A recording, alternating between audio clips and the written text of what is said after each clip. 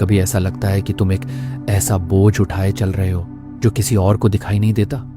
ये थकान तुम्हारे शरीर की नहीं है, ये तुम्हारे मन की थकान है। ये तुम्हारे बीते हुए कल का बोझ है। तुम्हारी वो गलतियां, वो बातें जो तुम वापस लेना चाहते हो, वो मौके जो तुमने गंवा दिए, या वो दुख जो तुम्हें लगता है तुमने दूसरों को दिया है। तुम आगे बढ़ने की कोशिश करते हो, एक बेहतर जीवन बनाना चाहते हो, पर तुम्हें लगता है जैसे तुम गहरे दलदल में चल रहे हो।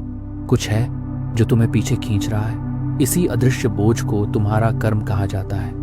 तुम में से बहुत से लोग अपने पिछले कर्मों के डर में जीते हैं। तुम सोचते हो कि मैं बादलों के ऊपर एक कठोर न्यायाधीश की तरह बैठा हूं, तुम्हारी हर गलती का हिसाब रख रहा हूं, तुम्हें सजा देने के लिए सही वक्त का इंतजार कर रहा हूं। तुम इस अपराध बोध को अपने साथ ढोते हो और हर दुख को यह सोचकर सह लेते हो कि मैंने पिछले जन्म में कुछ बुरा किया होगा, इसीलिए मुझे यह सजा मिल रही है। पर क्या हो अगर मैं तुमसे कहूं कि तुमने कर्म को बिल्कुल गलत समझ लिया है? क्या हो अगर मैं तुम्हें अपनी गीता का एक ऐसा रहस्य बताऊं जो इस पूरे हिसाब किताब को हमेशा के लिए मिटा सकता है? तुम्हारे अगले जन्म में नहीं, 10 साल बाद नहीं, बल्कि आज, अभी।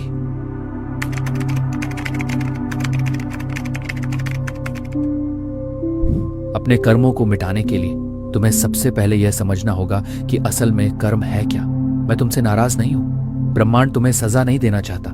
कर्म सिर्फ कारण और परिणाम का एक अटल नियम है। तुम्हारा हर विचार, हर इरादा और हर काम समय की मिट्टी में बोया गया एक बीज है। आम का बीज बोओगे तो फल मीठा होगा, पर इंसान यहीं आकर फंस जाता है। तुम दुनिया से छुपने की कोशिश करते हो। तुम हर कदम पर इतना ज्यादा सोचते हो कि डर के मारे कुछ कर ही नहीं पाते। मैंने भगवत गीता के 3 अध्याय में अर्जुन से कहा था और आज तुमसे कह रहा हूं, कोई भी मनुष्य एक क्षण के लिए भी कर्म किए बिना नहीं रह सकता। उसकी प्रकृति ही उससे कर्म करवाती है। तुम्हारा सांस लेना भी एक कर्म है। गुफा में चुपचाप बैठकर सोचना भी एक कर्म है। तुम अपनी जिम्मेदारियों से, अपने जीवन से भागकर कर्म से नहीं बच सकते। तो यदि कर्म करना अनिवार्य है और हर कर्म नए कर्म बनाता है, तो तुम आजाद कैसे होगे? तुम अपनी पीठ पर लदे इस बोझ को बढ़ाना कैसे बंद करोगे?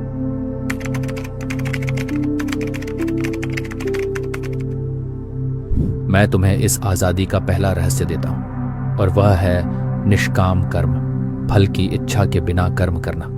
एक कमल के पत्ते की कल्पना करो। कमल का पत्ता पानी में रहता है। वह पानी में ही पैदा होता है, पानी से घिरा रहता है, फिर भी वह कभी गीला नहीं होता। पानी उसकी सतह से बस फिसल जाता है। मैंने गीता में कहा है, जो व्यक्ति अपने कर्मों के फल मुझे समर्पित कर देता है और बिना किसी आसक्ति के अपना कर्तव्य निभाता है, वह पाप और कर्मों से वैसे ही अछूता रहता है जैसे पानी में रहकर भी कमल का पत्ता। तुम्हारे पिछले कर्म इसलिए बने क्योंकि तुमने उन्हें गहरी आसक्ति के साथ किया था। तुमने अहंकार में आकर सोचा, ये काम मैं कर रहा हूं और इसका यही परिणाम मुझे मिलना चाहिए। जब तुम किसी काम पर अपना अधिकार जताते हो तो उसके कर्मों पर भी तुम्हें अधिकार जताना ही है। पर जब तुम मेरे एक निमित्त बनकर काम करते हो, जब तुम अपने परिवार से प्रेम करते हो, अपना रौस का काम करते हो सिर्फ इसलिए क्योंकि वह तुम्हारा धर्म है, बिना किसी इनाम, तारीफ या नाकामी की चिंता किए, तब तुम उस कमल के पत्ते की तरह बन जाते हो। तुम इस दुनिया में रहते हो, कर्म करते हो, पर नए कर्म तुम पर चिपकते नहीं, वो बस फिसल जाते हैं। निष्काम कर्म तुम्हें नए कर्म बनाने से रोकता है, पर तुम्हारा दिल अभी भी सवाल पूछ रहा है, उन बीते हुए कल के कर्मों का क्या? जो भारी टोकरी में पहले से उठाए हुए हूं, उसका क्या करूं? इसके लिए मैंने गीता के 18वें अध्याय में अपना सबसे अंतरंग, शक्तिशाली और परम रहस्य बताया है।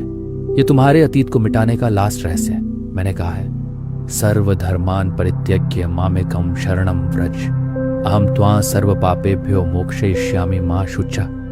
सभी धर्मों को छोड़कर केवल मेरी शरण में आ जा, मैं तुझे सभी पापों से मुक्त कर दूंगा।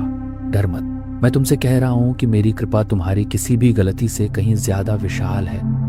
जब तुम सच्चे मन से मेरी शरण में आते हो, जब तुम ऊपर देखकर कहते हो, प्रभु अब मैं इस बोझ को अकेले नहीं उठा सकता, मैं अपना अतीत, अपना वर्तमान, अपनी कमियां और अपना भविष्य तुम्हें सौंपता हूं, तब एक गहरा चमत्कार होता है।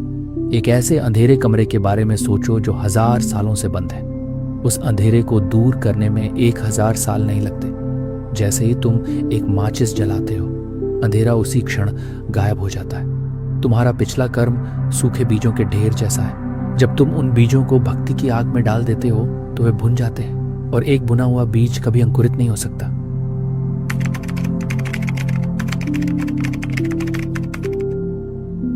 तुम अपना बीता हुआ कल नहीं हो, तुम एक शुद्ध शाश्वत आत्मा हो जो इस मनुष्य जीवन का अनुभव कर रही है।